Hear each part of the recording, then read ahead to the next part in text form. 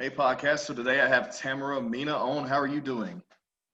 Hi, I'm good. How are you? Great. So I actually have been trying to get you on since probably June of this year. So I'm glad we were able to finally connect. And no, thank you so much for your time. I know. Thank you so much for your patience, and Sure. I'm excited that we're finally doing this.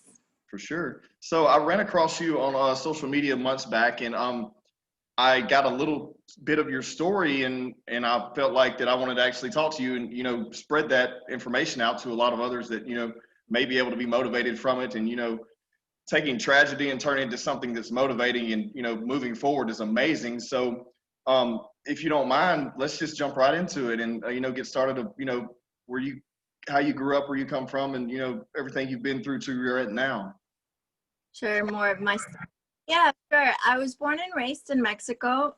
I'm an only child, but I have a big family, so I felt like I didn't feel like I grew up as an only child. I grew up with my cousins and my family, and family was really important, growing up, and spent a lot of time with them and parties. Like, my childhood was really good, I would say. And Mexico was just everything was good. I would say that it was difficult. My mom worked really hard, and luckily she was able to pay for a very expensive private school that taught me English, which is why I speak English really well. And I used to hate it, but she used to always tell me, one day you're gonna thank me.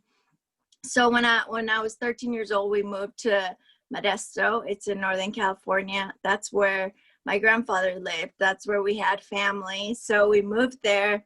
And until I moved to the US, I would say, is when I realized how lucky I was to be able to speak it fairly well at 13 years old. And other people who came to this country like didn't, couldn't understand. So that was that. And high school was tough. I would say that I had a hard time.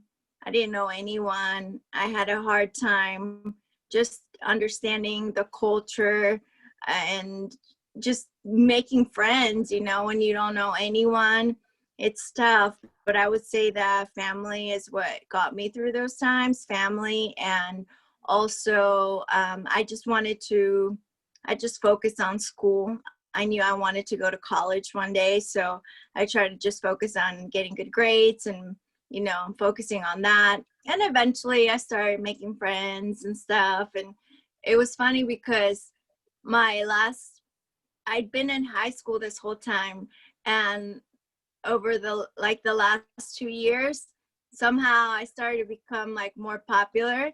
And it was funny because people were like, where's she from? Is she an exchange student? And I'm like, I've been here all these years. Nope. But and it's funny because people always got it wrong. People thought I was Brazilian. People thought I was like all these other nationalities. Yeah. And anyways, high school was fun. I'm really glad I was able to experience what I saw growing up in the movies. Like, I really felt like I was in a movie myself. And yeah, everything was good. And then I decided to move to San Diego when I was 19. Okay. It's something that I've been wanting to do for a couple of years. My boyfriend at the time and I, like, we loved San Diego. We could see ourselves in San Diego for a long time. So we saved for a while. Like, it was like this whole plan. So I had just moved there. I'd only been there for 3 months when my accident happened. Mhm. So I really didn't really know that much of San Diego because I worked full time and I went to school full time. So I really didn't have a lot of free time. Yeah. But the night of my accident, I was working, and I had a feeling that I was going to be able to get off early. And my boyfriend, he had his friends who were also my friends, but they were visiting from Modesto, and he really wanted to take them to Rosarito Beach because we had just been to Mexico like a week before. Okay. together, and we had so much fun, and he wanted to share that same experience. So his plan was to take his friends to Rosarito Beach, and then I told them that to wait for me. I had a feeling I'd be able to get off early. I was a waitress. Okay. I worked for DoubleTree Hotel, and when you work at a hotel, you kind of know like the vacancy, you kind of know when it's low, when it's busy. So I knew it wasn't too busy. So I told them I thought I'd be able to get off early, and I did. They did let me get off early. And so we were all excited because I was able to go with them, and they were excited because I'm the only one that speaks Spanish. So they were like, yeah. No, but my boyfriend, he was so excited, like not because of that, but he was just so excited that he had this plan, and then I was able to get off. Yeah. And I was with him. So because we were very careful about not drinking and driving, and that is because I was part of a program that's called Every 15 Minutes. I'm sure the stats have changed. I don't know if they are still the same, but it was a program that every 15 minutes there was a car accident involved with drunk driving. So I was part of that, selected in my high school, and it really impacted me deeply. So I really tried. I wasn't perfect. I was trying to live life, but I really tried to not drink and drive. Yeah. And we were careful about that. So that night we were going to go partying in Mexico, and we were going to be drinking. So we didn't want to drink. Right. I'm sorry, we didn't want to drive. Right. Yeah. So we drove to the border and crossed the border, and then we grabbed a taxi in Mexico, in Tijuana, thinking this way would be safer. We didn't want to put anyone at risk or ourselves. So it's just I had a very unfortunate, tragic accident. We were almost there, almost to Rosarito Beach.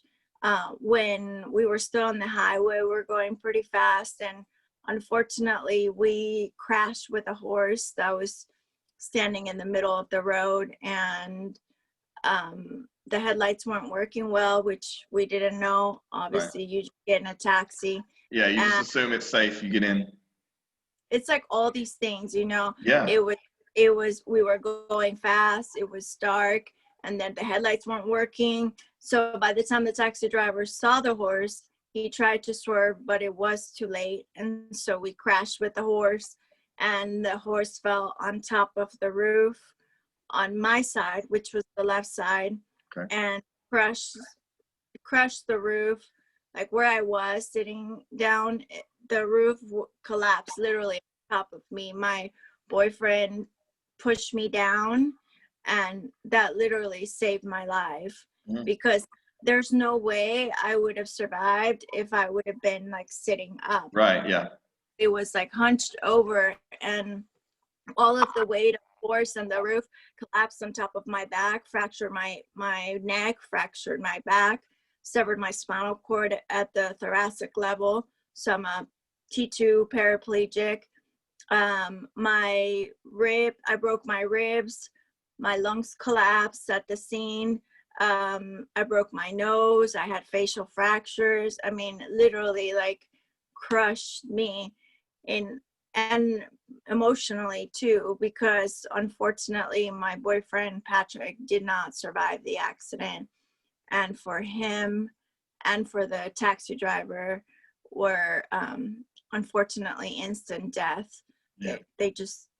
It was a very just really bad damage to the car. Yeah. And that's why it just is a miracle that I survived an accident like that. And it comes with so much pain, so much weight, so much guilt. Like I had guilt about asking them to wait for me, thinking, well, maybe it's fault.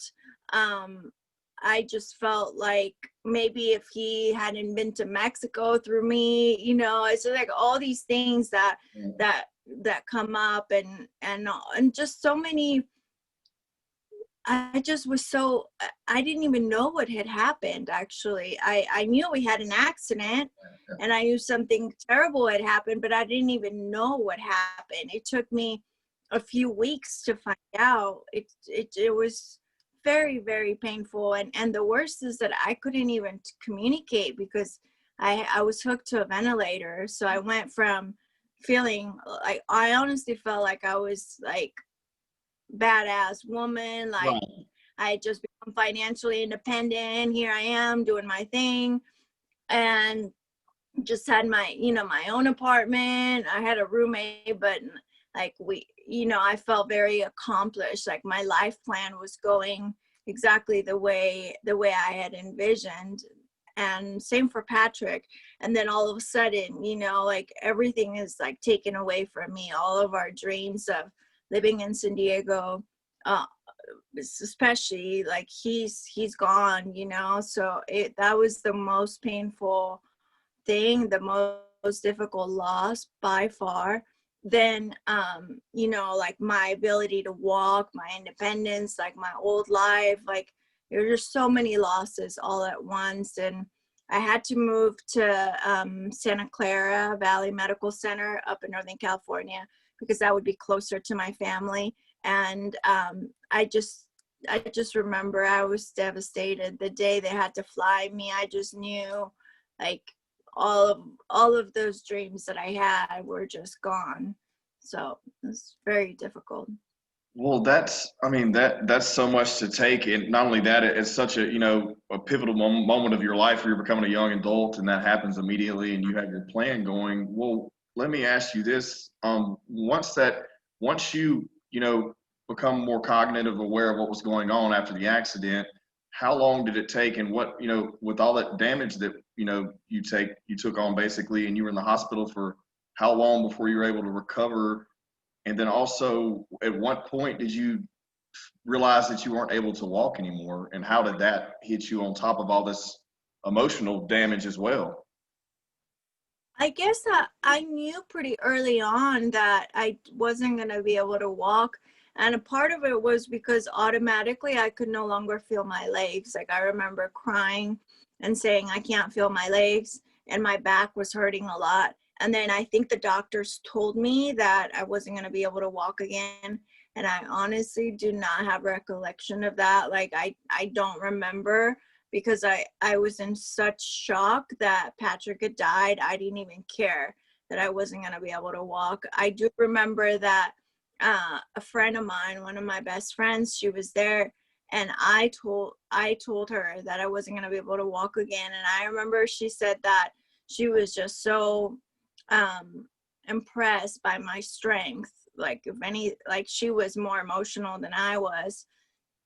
And I thought at that moment, I thought that maybe, or like for the first few months, I thought maybe it wasn't that eventually that I was going to become like very depressed once it kind of like, sunk in, Right. because I just was going through the loss of losing Patrick more so. Yeah. So I thought maybe in the future it's going to be more difficult for me to accept. And I would say that if anything, it that didn't happen, thankfully. I mean, it's been very difficult journey, to say the least. A lot of ups and downs, a lot of challenges, but I would say that I remained strong. Like I thought it was gonna hit me one day and it was that I would go backwards. And I feel like I have my ups and downs. Like right now, like with COVID, this has been a tough period for so many people, and I'm like many of them. So it's obviously nothing in life is perfect, but I would say that I'm thankful that I have been able to overcome and to have the strength that I have, and to really not like, I do remember, I mean, I valued walking. I would say that your independence is very important. So I get frustrated if I feel like I can't be independent enough, or I want to be more independent and there's barriers or whatever. That is hard for me still to till this day. but I was able to kind of let go of walking. I wasn't like too depressed because I wasn't going to be able to walk again. I just felt like my life was much bigger than that. Like I remember writing this, that my legs were not my life. Like Right. walking was not my life. My life is much more than that. And I really felt that. So I'm just thankful that I was able to have that perspective and strength, because even though I wanted to walk again, like many people, you had the dream of walking again. And I did sort of look into what could be done, but there weren't a lot of options, truthfully. I mean, there was like stem cell that was just starting out, and it was very, very expensive surgery. And it just was going to take so much fundraising for my family. And it was something that it was like, maybe you'll get something back. Not even, there's no guarantee. And I just felt like I wanted to focus on other goals that I could actually accomplish and make something of my life. So after kind of looking into that and seeing that, okay, it just looks like there's no possibility, at least for now, then I just moved forward with going back to college. I just wanted to go back to school and, get my degree. And that was kind of tough because I was studying international business before my accident, and I did like it, but I felt like I was doing it more so because it was Got you. kind of like a safe route, or I felt like I could do well with it, Right. but I wasn't really passionate about it. So after my accident and realizing how vulnerable we are, how fragile life is, I mean, everything can be gone in a second. And the thing is that you never think it can be you, but it can be you or a loved one at any moment, and we all feel so like sometimes like almost entitled or so exempt from negativity, from harm. But I mean, this can happen to anyone. And it was just a freak accident that obviously completely changed my life and my perspective. So after that, I just didn't know. I knew I wanted to go back to school, but I didn't know what. And I started to share my story and at the hospital, and I had like a very positive outlook overall. And I started to see how my story impacted people in a positive way. And I thought that was pretty cool, but I still didn't know what I wanted to do. And somebody said to me, "What about communication? You're very good at communicating."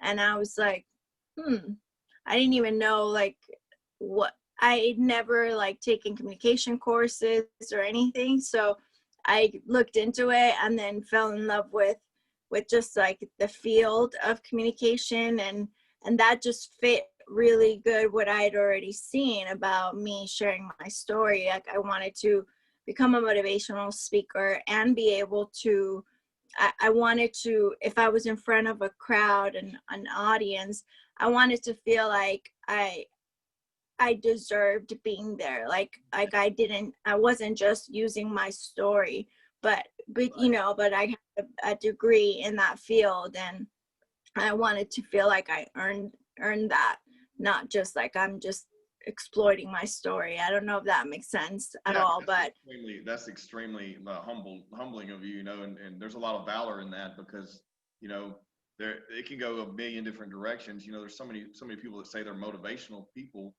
that have absolutely no experience with any hard times or shortcomings or real life experience to even be that person to create a connection there.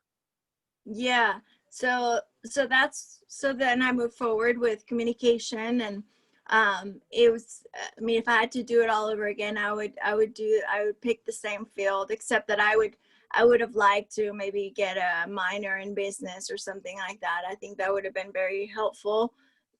Just as a, being my own business of self-employed and a content creator, that would have been great. But the day I graduated from college was like one of the best days of my life, because it had been so tough for me. Like, it wasn't easy for me to go back to school. Like, I wanted to go back to school and I was super motivated, but it took me 2 years to go back because I had all these setbacks, like physically, and all these surgeries, and my friends started to graduate, and that was so frustrating for me because I I used to be like the one that had her shit together, Right. and then next thing you know, they're graduating and I'm not even back in school, and it's like I just felt like it was really difficult time for me. So I hope this can connect with other people. I just felt like all I'm trying to do is move forward. I just want to do something with my life, and all this stuff keeps happening. But nonetheless, like, I remained determined and persistent on going back, and I did go back. And during my undergrad, I still had other hospitalizations. Like, I had to be in ICU a couple times. Like, I was very, very sick. Like, I'm telling you, I'm blessed to be here. I've gone through a lot of stuff that I'm still like, wow, I don't know how I'm still here. I can tell you that. But I feel like there's a reason why I'm here. There's a purpose. We all have a purpose. But if you're alive and you're breathing, like, there's a purpose for you. And, it's very important that you find that. And so I just try to be positive, move forward. And the day I graduated in communication with the highest honors. I received like so many awards. I received the communication degree. Like, they pick one graduate out of the communication field. I was awarded that.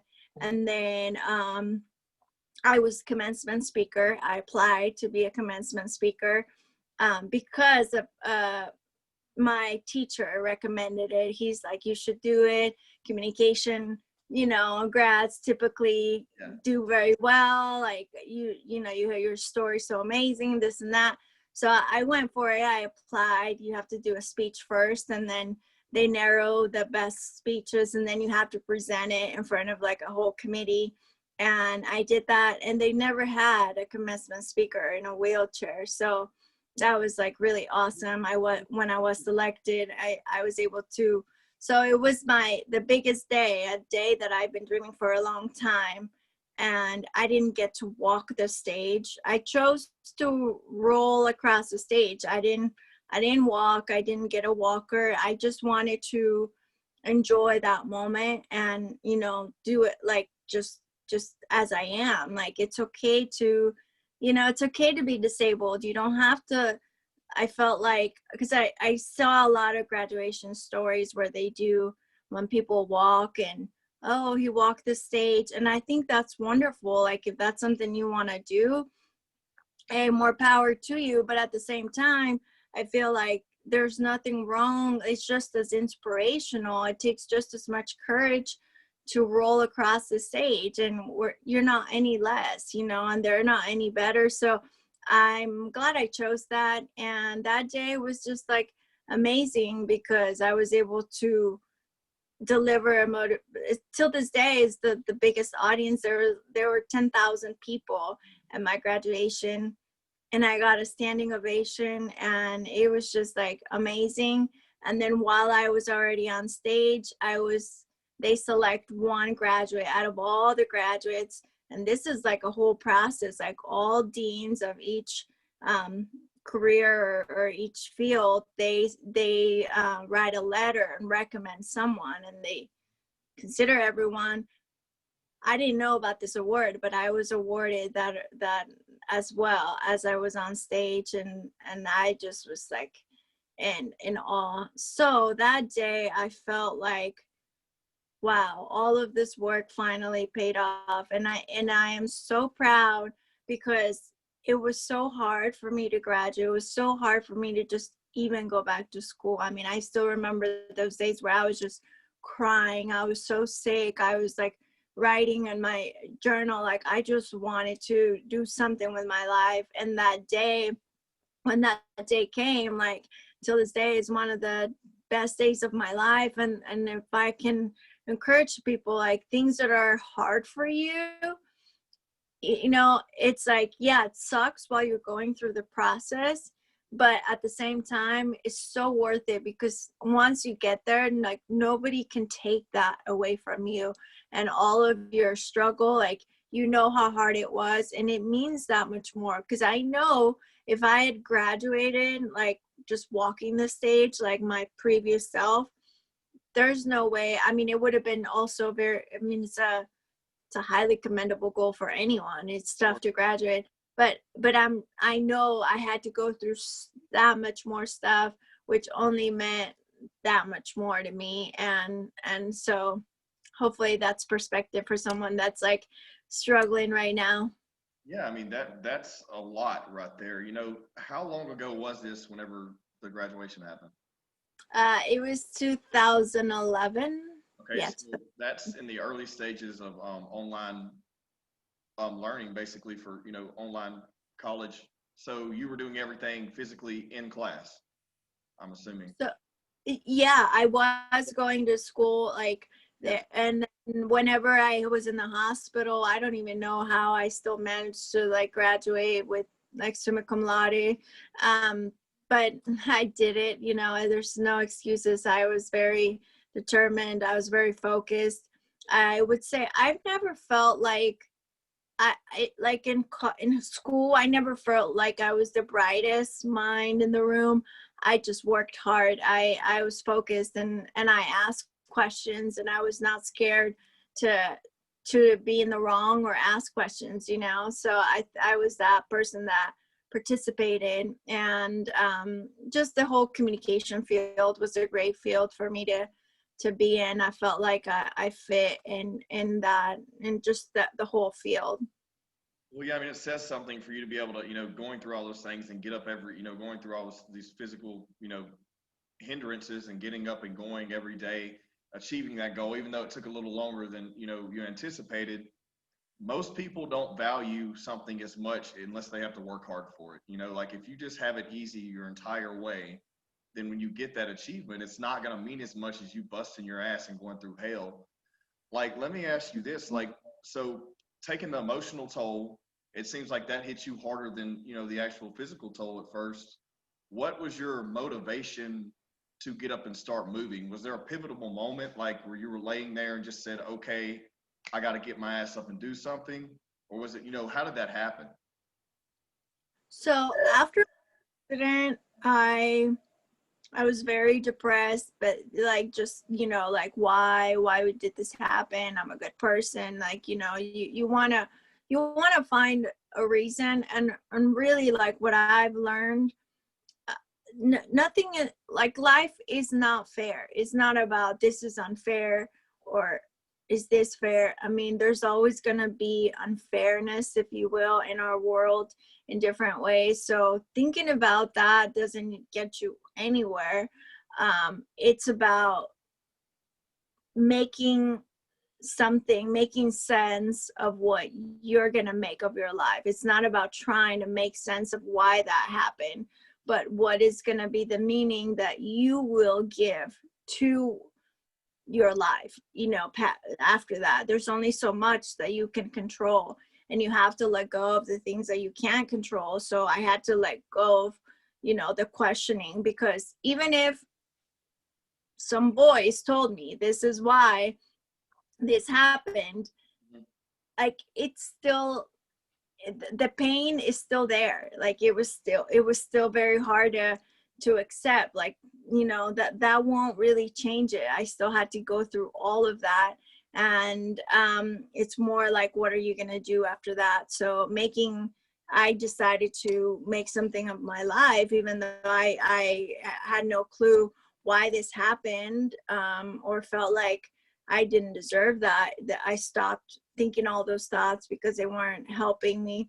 But I was already thinking, like, I need to move forward with my life. And the motivation, I can honestly say, the big motivation for me was that Patrick loved life to the fullest. Like he's the kind of guy who just loved life every day, and he didn't have a second chance. So I felt like, how can I complain about this opportunity, even though, yeah, I'm all beat up. Yeah, I'm like in a wheelchair, like, but still, like, I'm alive and they're not.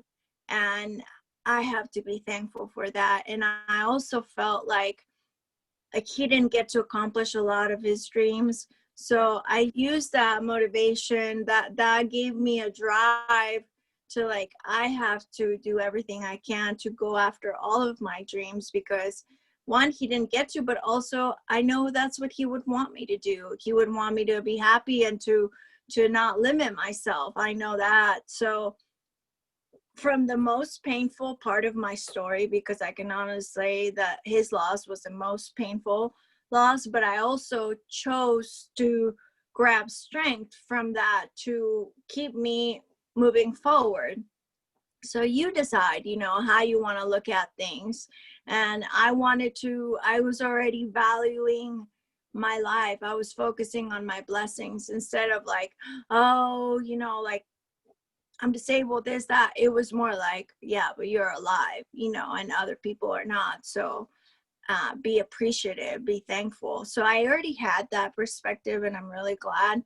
And I remember I was still in a very difficult situation because I had a brace. I had it was a brace that went from like my neck all the way down to my pelvis. So I couldn't move. I couldn't take showers. It was really tough. So you asked about the recovery. I was in the hospital for 2 months, and they let me go home after 2 months. I was supposed to be in the hospital for 3 months. So my accident happened in October. So I was supposed to be during Christmas in the hospital, which I was just dreading. I just wanted to be with my family. Luckily, because the brace was like inhibiting me from doing therapy, and it was causing like pressure sores, like they let me go home. They said, okay, she needs to go home, just rest. And then once I had to have the brace for 3 months. And then once that brace came off, then I would have to come back and do therapy. And I was so glad I could, because I was able to go home to my family for the holidays. And that was like so special to me. And that first Christmas, like, I will never forget it. I mean, I love dancing. I mean, you follow me, I love dancing. Honestly, I've always loved dancing. That's been there for ever since I was young. And I used to be one of the first ones, like on the dance floor with my family. And Christmas was a big time where we partied. And that first Christmas, I still like tried to dress up. I remember it was so hard to find something that fit me. I don't forget, because I had a big brace, but I still tried. And then I remember I went to the party and there was no music, and I thought it was really weird. I was like, where's the music? Yeah. And then my family looked at each other. They didn't know what to say, and they're like, well, we didn't want to upset you. Like, they didn't know how to handle it. Right. And I said, no, like, play the music. Yeah. And they put music and they danced. I couldn't really dance. I can't say I was like on the dance floor because I couldn't really move. I was in a lot of pain, but I enjoyed watching people, and I just wanted to, like, appreciate life to the max. I was so heartbroken because Patrick wasn't there. Like, a big part of me was missing, but at the same time I was there with my family. So yeah, and it took me time. It definitely took me a lot of time to feel comfortable getting back to dancing. I felt really stupid for a long time because growing up, I danced a lot with my legs and my hips, and like I was never like a dancer, like a professional dancer, but I love to dance, and those are the types of moves like in the Latin community, and like that's gone, so it's like, how do you dance to like songs that I used to dance with my legs? That was like so tough for me. Like, I just felt like it just was no longer the same. I felt like it was stupid to dance with my arms. And I'm really glad I'm past that, because I don't see it that way. What matters is like you just move, you just feel the music, you know, however you can. There's no right or wrong way Right. of dancing. It definitely was different. I had to get used to it, but I'm glad I kind of overcame that because I love dancing so much. And now I don't really care. I don't really care if people think it's dumb or not the way I dance. I just do it because I enjoy it, and I don't care what other people think. Well, I mean, that's amazing because I feel like, and you know, I'm not in the situation, but just on the outside looking in, it may you have to be you're inspiring people doing this. You know what I mean? Because people may feel uncomfortable being in those scenarios in your situation, you know, physically, to where they can't feel like they can have fun and move around and express themselves because they may feel like, you know, getting negative judgment for that. And so I feel like that you're a pioneer on that. You know, I see your videos and you're dancing and spinning around, and I'm just like, that's great because you have to be, you know, impacting so many people with these. I'm sure it creates all kind of self-confidence issues, you know, and things like that moving forward, especially at a younger age, and then going through the change of life and then growing into an adult. It's just crazy all of what what you've been going through, and then being able to be on the other side of it. And you know, then not only that, but actually doing going through the motions of getting your certifications and, you know, graduating to where you're actually doing this professionally. It's just something that, you know, is crazy and a great thing in my opinion. Yeah, thank you. For sure. So let me ask you this, making that transition, you know, once you get out and you get out of the brace and you start moving around a little bit, realizing this, you only have, so your motor functions are, you know, from just above the waist and higher, correct? Hmm. And so I'm sure it takes a huge toll on your body, and your arms have to redevelop, and you're using way more strength and muscles in your upper body than you ever have your entire life. How was that process and making that adjustment?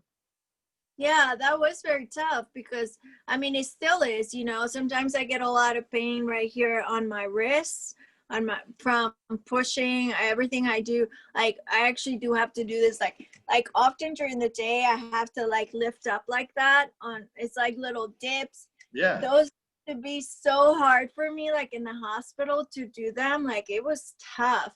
But I have to be doing those like several times during the day to avoid pressure sores because so many that's the thing.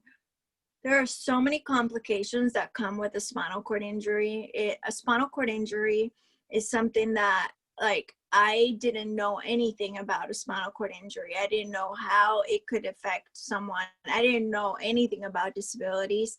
I didn't know about life in a wheelchair like at all. I didn't know how it would be. So everything was completely new to me. I felt so out of place, you know, like rolling around like my first few outings, rolling around in a wheelchair was terrible. I felt like I got all these looks like poor girl. yeah, And I'm sure that is what a lot of people were thinking because I had this big ass brace yeah, that made me like, man, this girl got messed up, you know?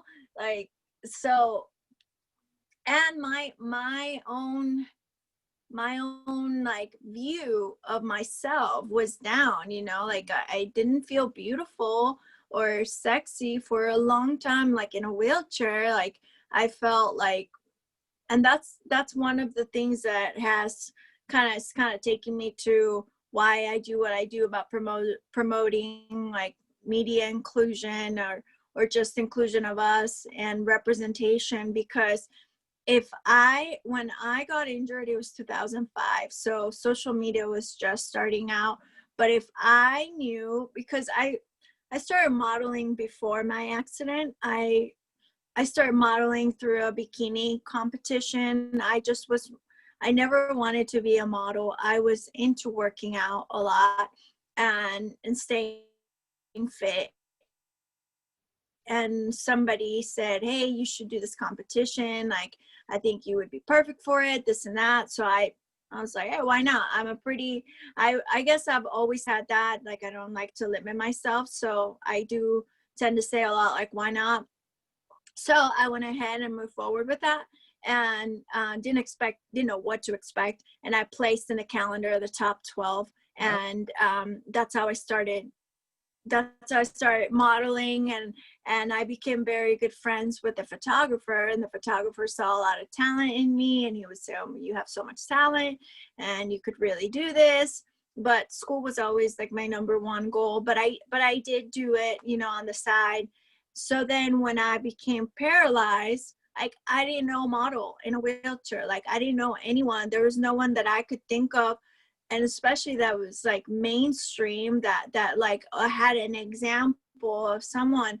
I didn't. And I remember that, like, that made me sad, you know. So I feel like if I had had an example, I that would have been so much easier for me. Like, oh look, she's doing it, like, so I can do it too. And now that's the power of social media, because that's what you can do even if you're not mainstream. But if you have a following, you have an audience, you have a platform, you're able to impact people in so many amazing ways. Like everyone, you know, everyone has a story to tell, everyone has their journey, everyone can uplift each other. Yeah. So now that's the awesome power of that. Like we're so connected in that way. And like if you now get injured, it's so much easier. I get people, you know, girls message me often, you know, like I just became paralyzed and this and that. And I'm so glad that they have that. Like they have me and others, not just me, to you know, to look up to see that, okay, you can be beautiful, you can be glamorous, you don't have to like let yourself go, you can live life, you can accomplish your dreams, you can have a degree, you can wear a bathing suit. That's something that took me years. Like after my accident, because I was very close friends with this photographer, and he was a huge blessing in my life because he really helped me in my self-confidence journey, because he was a very good friend of mine and gave me really good support. We started shooting again like pretty early, like a few months, I would say, probably more like 8 months after my accident. Okay. But the first photo shoot, I didn't want to include the wheelchair. Every shot I did was like out of my wheelchair. Mm-hmm. And I didn't even think about I didn't even think about it. I'm like, yeah, I just didn't want the wheelchair in the shot. And why too? Because I didn't have any powerful image of someone in a wheelchair, like rocking their wheelchair, like, what's up? Yeah. I didn't. So I'm doing all this like outside of my wheelchair, and a friend of mine, he said to me, where's your wheelchair? When I showed him my photos, I was all excited. Hey, look at my first photo shoot. He's like, oh, these are beautiful. And where's your wheelchair? And I was like, what do you mean? I remember I said to him, what do you mean? And he's like, well, it's part of you. That was like an important moment for me. It was like, damn, he's right. Like, what am I, like, wow, I didn't even realize that I was just like not wanting to do it. So then the next photo shoot, I included the wheelchair, and it was so empowering because in that photo shoot, I did a pose where I like turned around my wheelchair, like basically I'm like straddling the wheelchair, but like backwards. And I never seen anyone do that. And we were just like testing out different positions, different you know, modeling postures. Like it was all new. Like I never modeled in a wheelchair, so I didn't know like how to do it. But I remember I did that, and when I did that, and I grabbed the handles here, and I just remember, and there's so much power in that shot. Like the lighting's not even that good, but like I still see that it was the empowering moment. It was like I'm in control. Like the wheelchair's not controlling me. I'm in control of my life.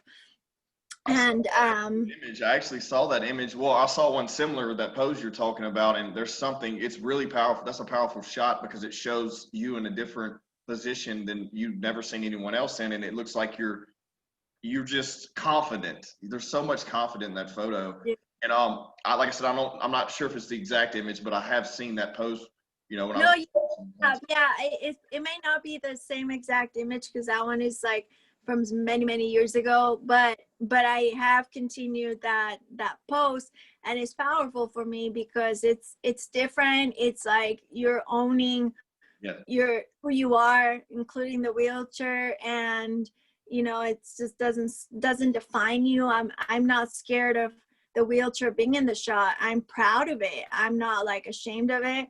And that's a journey that everyone has to go through. I have people that have told me that, like, they used to, like, one girl I remember not too long ago, she sent me an amazing like message. It like brought me to tears.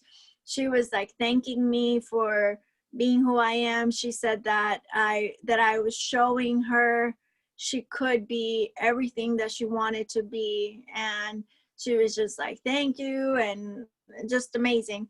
And she said that she used to not want to take photos in her wheelchair, and she didn't have any photos in her chair. And she told me that I had helped her. She was thanking me because I had helped her. I showed her that yes, you can be beautiful and powerful in a wheelchair. And she told me that she was excited to do some photos now with her wheelchair. And that's awesome, because your confidence, like all these photo shoots over the years, like really like helped my confidence. Like when I saw, because there was a way I saw myself, especially I was thinking of my body, of my able-bodied, Right. and I was no longer that person. So I devalued myself. I didn't see myself as like a beautiful, powerful woman. And then when we did those photos, it was like, it was eye-opening for me, because it showed me that yes, you could still be beautiful in a wheelchair. That was an empowering, very empowering thing for me. So after that, it just gave me so much more confidence, even more and more, like as I continue to do it more. And it's something that honestly doesn't stop. But I will say something about the bathing suits. With the same friend photographer, we did a beach photo shoot about just a little over a year after my accident. And same thing, all of the shots were outside of my wheelchair, on the sand, but no wheelchair like visible. And those photos that just even laying down on the beach, I was scared to share. Like I didn't really share them. I did, and then I took them down because I felt like they were too sexy. I felt there was this really weird thing in my mind where I felt like I couldn't be disabled and sexy. Okay. But why not? I don't know. No, It's I a mean, whole process. it makes sense. It makes sense because I mean, of course, for so long, so many people, look at a disability with, the not the same. They don't have the same opinion. They just naturally immediately start feeling sorry for you, and then those two connecting don't seem natural. But I feel like that you found that bridge to bridge the gap there.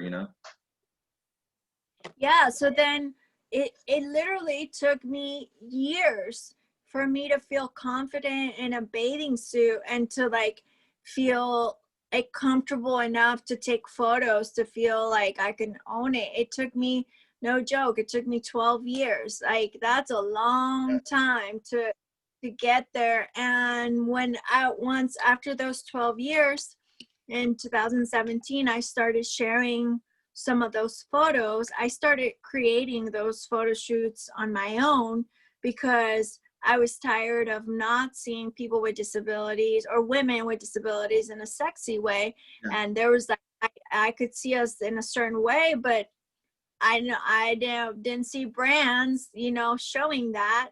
So I just started doing my own photo shoots, started sharing them on social media, and it's been a very empowering journey for me because it's given me more confidence over the years, and it's helped me accept my body more and more as well.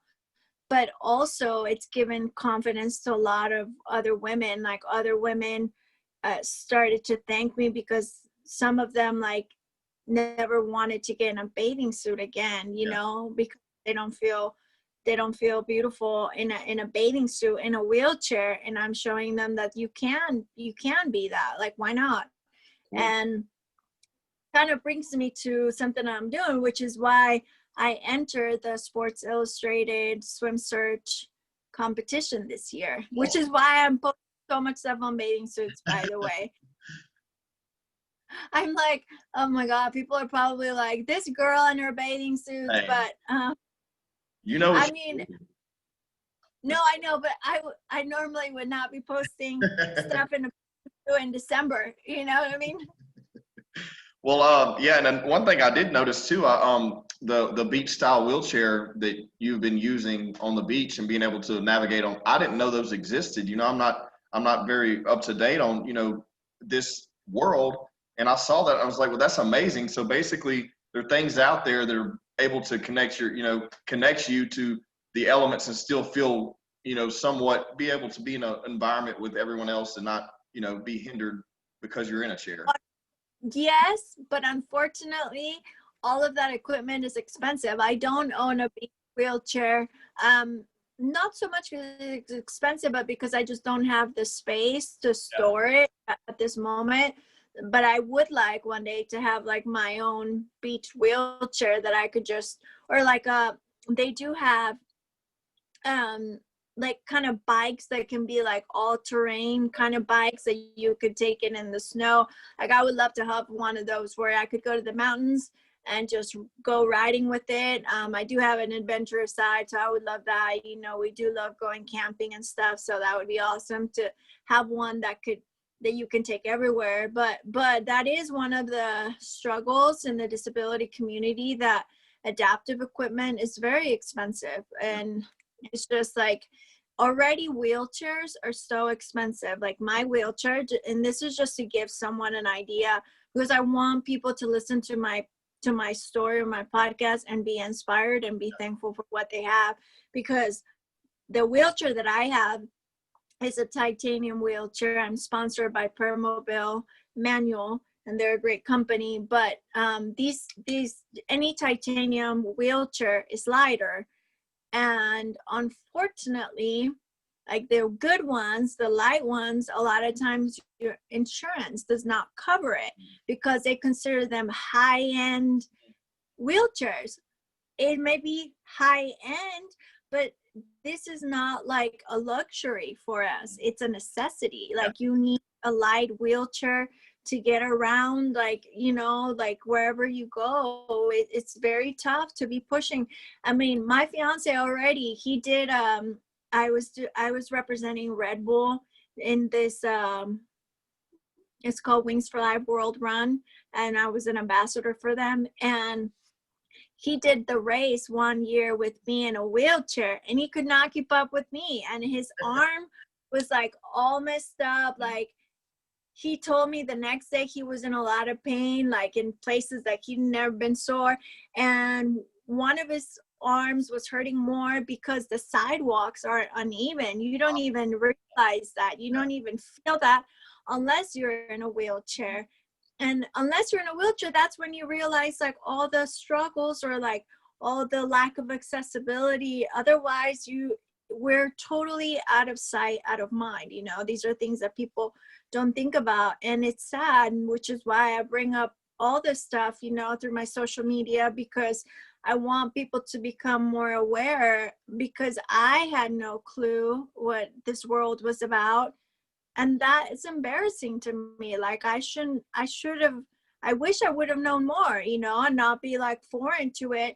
Right. But that's just the reality. And that's why I like to share my story, because I want people to, one, like, just educate and just make people aware, but also, and inspire people, regardless of whether you have a disability or not. You decide what to make of your life. And these are really tough times for all of us. Like I've been like up and down during this time. I will be honest, just because I've had so much. I live with chronic nerve pain, and that's also something that some people don't know. I'm a very positive person, but I would say that is one of the challenges that I have in my life. One of the bigger challenges, as well as facing the way people see me. Like I've faced a lot of discrimination, and that has been really tough for me, because sometimes I'm not even given a chance, or people like myself, but I've been in those situations where I'm not even given the chance to show what I can do just because I'm in a wheelchair. And that's so unfair. Like, no, I feel like nobody deserves that. That is like what brought me to Los Angeles. That's why I moved here, because I feel like we need more representation. If there was more representation of us in the media, I feel like, because the media influences people so much, it would start to change the way you see disability. Yeah. And all types of media are powerful, which is why also podcasts or social media is important, because you can impact people that way and change. That's something that I'm determined to do. I want to change the way people see disability. Like, I'm not here necessarily to inspire. It's not like my goal in life was to inspire other people. It's just one thing has led me to another. But I do want people to feel empowered by my story. I don't want people to feel sorry for me, but I want them to know that, if I can do it, they can do it too. I think that, you're bringing awareness to something that people don't know about. This is a part of life that a lot of people never experience unless they have loved ones with these issues or something like that. And you're dealing Yes. with these things and you're bringing awareness to that. And I just think there needs to be more awareness, and it's gonna take people like you, what you're doing, to continue to create content that, makes people feel more comfortable about doing it themselves. Because just a normal individual that, has all their physical movement and are able to walk around and move, they have their own self-conscious issues, and they're not making content because they're worried about what people think. So not only, it's even harder for someone in your position to have that courage to step outside of the box and say, look, this is me, I'm beautiful, this is what I have to deal with for the rest of my life. It's not keeping me from living my dreams, it's not keeping me from physically doing what I want to do. I mean, of course you're going to have those few issues, but you're still out there doing those things. And you're just bringing awareness, like I said, to these people that need that little bit, just maybe that little nudge, just like that, Yeah. the little nudge that makes them feel, okay, she's done it, she's been through hell, I can do it. Let me just make that one post, let me just talk about something, just like Yeah. the beach wheelchair thing. I had no clue. I saw it, but that makes sense why we haven't seen that many. They're very expensive. This is something that, someone could get behind and help with, that maybe we could, bring awareness to that and bring the cost of those down, make them more accessible, and help out, things like that. Well, speaking of that, they, targeting this specific thing, some beaches here in LA, they do have beach wheelchairs that you can rent, but some of their locations, like some of their beach wheelchairs are so old, like they're not even that good. I'm glad that they have those like available, that you can rent them for free.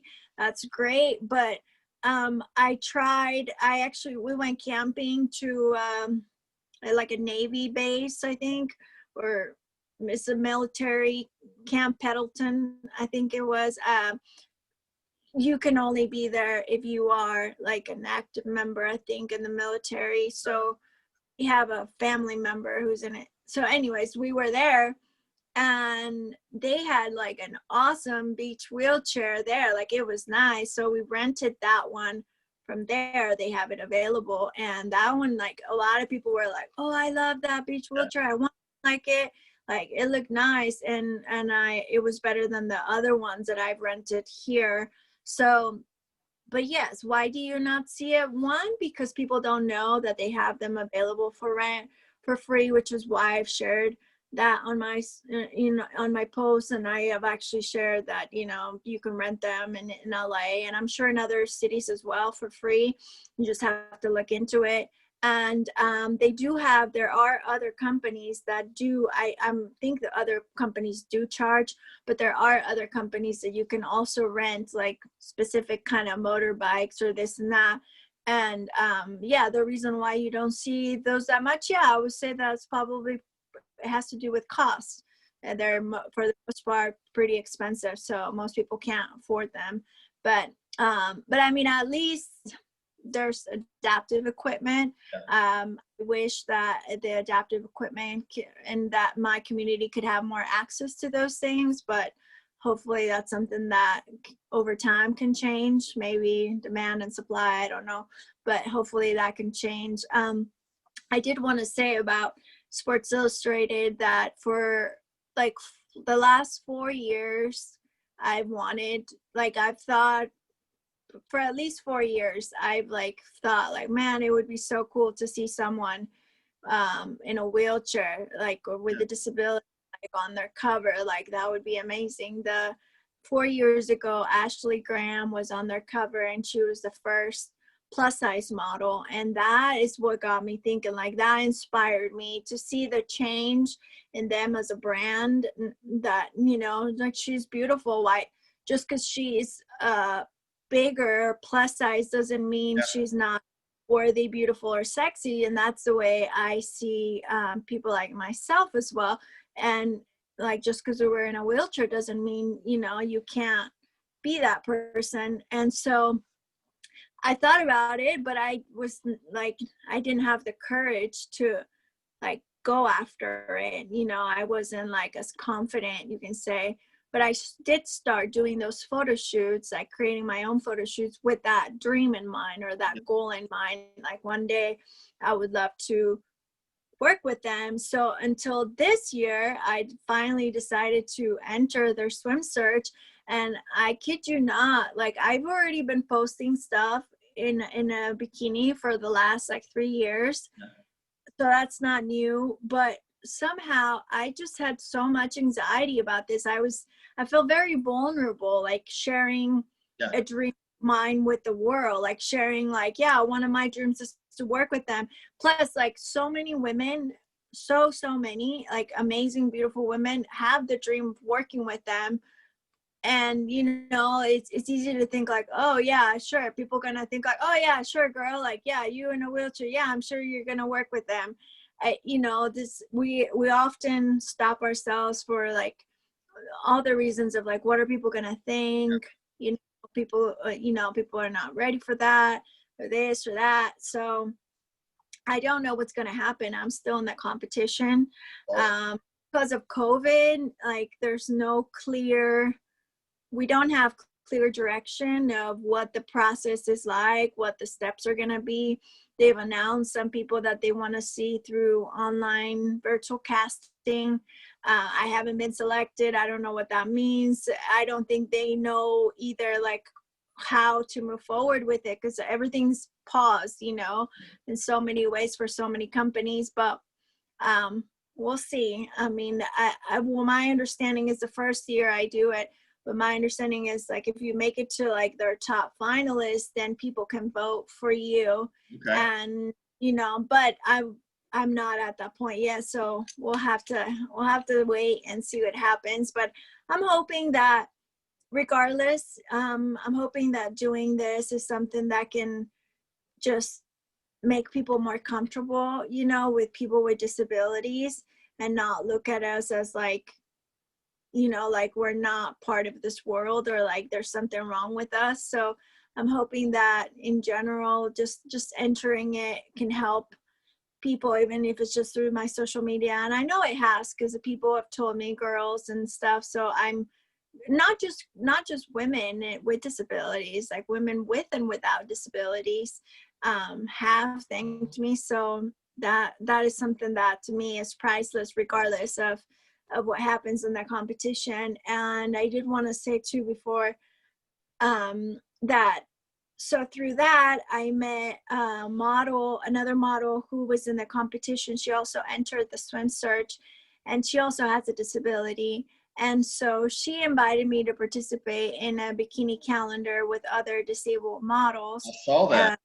Yeah, I just shared. Yeah, and I was happy to do it because, you know, I obviously I promote body positivity, and I want people to see that, yeah, like women in wheelchairs can be, or with disabilities can be beautiful and sexy. And all of the proceeds, 100% of the proceeds goes to Models of Diversity, which is a nonprofit that their work is they've done a lot of work to create more inclusion and diversity. So yeah, just if people want to check that out. For sure. That's, yeah, I mean, I feel like that, not only have you achieved all these things and went through all these hurdles, but you're still setting new goals. And that's something, that's even more motivating in itself is that, it's like, oh, she's already done all this and she still has more to do. And, people need that constant, some people just need that constant affirmation. Like, and, looking, watching you, following you, and okay, she's still doing it. I got to get my ass up and do what I want to do today. I got to get my ass up and do reach my goals, set them high, and achieve them because you're still doing that. You're still doing it on a constant basis from, just recently having that calendar shoot. And so now, aiming for Sports Illustrated, which is amazing. And I think, hey, I'm going to share, you get in the top finalists and you get that voting up, and I'll make sure everyone I know votes for you. That's for sure. Because please, yeah, I'll keep you posted for sure. If if I'm finalist, I'm really hoping that they embrace this opportunity. I mean, it honestly has been something that I've dreamed of. Like, I've dreamed of working with them for years. It really is a dream of mine. But the way I see it, like, I've never seen someone in a wheelchair on their cover. I don't know when that day will come. I have no clue if they're ready or not. They have worked with a model who's a Paralympian. She's amazing. Like 2 years ago, she was the first, I'm pretty sure she was the first model or woman with a disability that they worked with. And I was very happy when I saw that, like, okay, that's awesome. Like, at least they're kind of opening up. But I haven't seen anyone yet in a wheelchair or on their cover, but hopefully that's something that can come soon. And at least entering the competition, the way I see it is like, at least I'm already planting the seed. I want to see there's people like me. And yeah, like, why not? Maybe, I mean, this isn't the first thing that I challenged. In 2013, I was on a really big beauty pageant, and it was the first time that someone with a disability auditioned. And the producers were shocked. Like, they told me that, like, when they told me, they were just like, they didn't know how to handle it because nobody with a disability had ever auditioned. But like, I showed them that I could still do it. Just because I'm in a wheelchair doesn't mean I couldn't compete with other women. So yeah, it takes that one thing, you doing that one thing to trickle down and let other people feel more confident to do that as well. Yeah. So it's you're helping in yourself, but you're also helping a lot of other people. Just making that one small leap for your entire community. You know what I mean? And I think it's great. I really do. Thank you so much.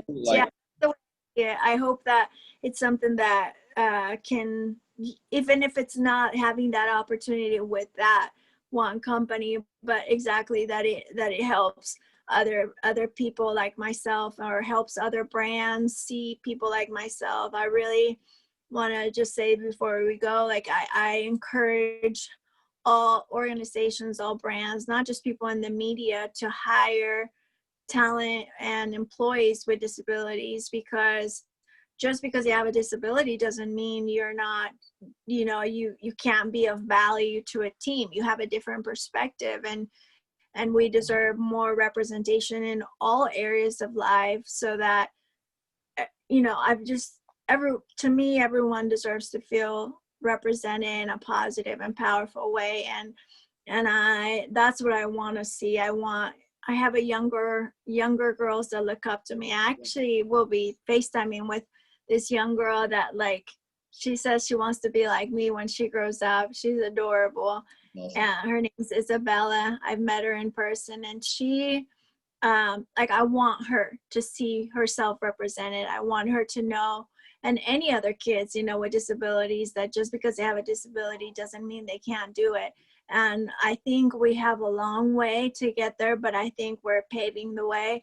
But we can't do it alone, and that's why I'm saying that. So to anyone listening, like, the community with disability can't move forward alone. We need allies, and we need people to help us create more opportunities for everyone.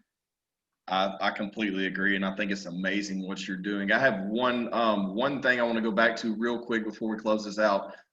We talked a lot about disabilities and these roadblocks you've been through and moving forward. But one thing that stood out to me earlier on is we were talking about, the guilt, because I want to talk a little bit real quick about a little bit of emotional support from someone who may not have a disability, but can, relate to the emotional distress you went through initially.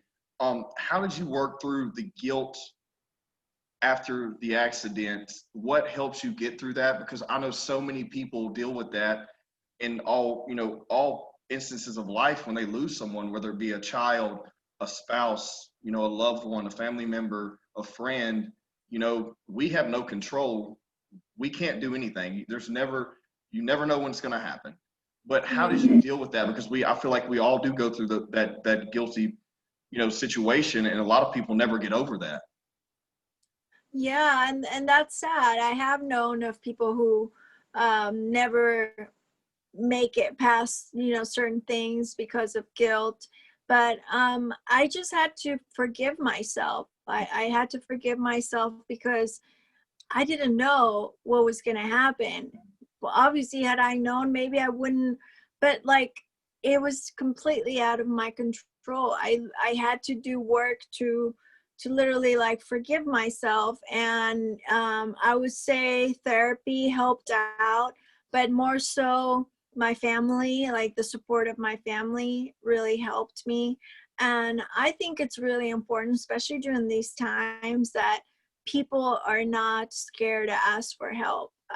It's okay to not be okay. There's been days that I have been not okay, and you need someone to confide in, like you need to share your emotions, whether it's a friend, family member, like, hey, I'm not doing too well, I'm struggling with this. Because when it's just in your mind, like, your mind can unravel and just like go, just like your mind can be very positive, it can also go to a very dark place, and it can like spiral fast.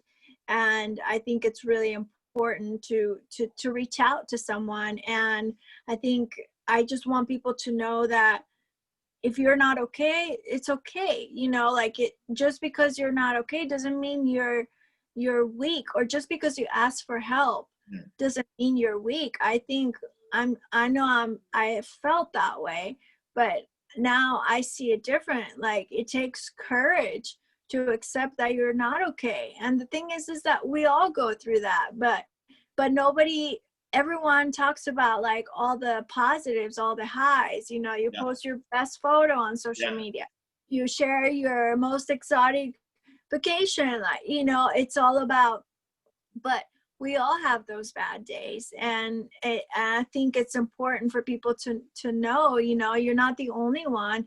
And sometimes when you open up to someone else, which I've done that, then the other person opens up and like, oh my God, I'm struggling with that too. And then you feel like you're not alone. You're not the only person who's going through that. I think we all go through a lot of similar things. We just keep them to ourselves. And sometimes it does take that courage to open up to someone, to feel better and to help each other out. So I just, don't be scared to ask for help, whether it is to go to therapy, whether that's to, confide in your friend, whether it is to, if you need antidepressants, like, it's okay. Yeah, I agree. I think that, so many people need to, they just need to hear that, dealing with something and being able to relate to someone who's going through that too. And then hearing that from them means a lot more than just a bystander who may just, say what they read in a self-help book or something. You know what I mean? Yeah. Well, right before we go, is there anything else that you'd like to plug? Anything you have going on in your organizations you may want to talk about, or anything like that? No, I mainly just wanted to share about the Sports Illustrated. That's kind of, I've been, during this quarantine, I have had castings like as an actress, and now all of that has changed. So now they're doing more and more self-tapes. So the industry is changing as it goes. So I've been doing more of that. But it has helped me to be in this competition because it's given me, some sort of motivation, Yeah. it's given me a goal, something to look forward to. And that's just something that I wanted to say. You know, we all need stuff to look forward to. We all need something to like to feel like you have a purpose. So I hope that I just like we all can help someone else. And I hope that anyone who's listening to me, like, you know, don't feel like your life is worthless, or you're not, like what you do doesn't matter, because everything we all do matters. And I really hope that anyone who's struggling right now at this moment listening to me, I hope that you stay strong, that always try to focus on seeing the light at the end of the tunnel. And I hope that you can be inspired by my story and know that, you know, if I can do it, you can do it too. And just the last thing I wanted people to know, you can go to my website. It's just my name, tamaramena.com or tamaramena.com.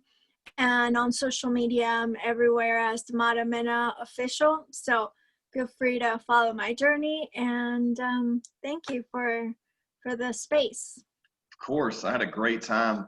Thanks everyone for listening, and please subscribe to the podcast.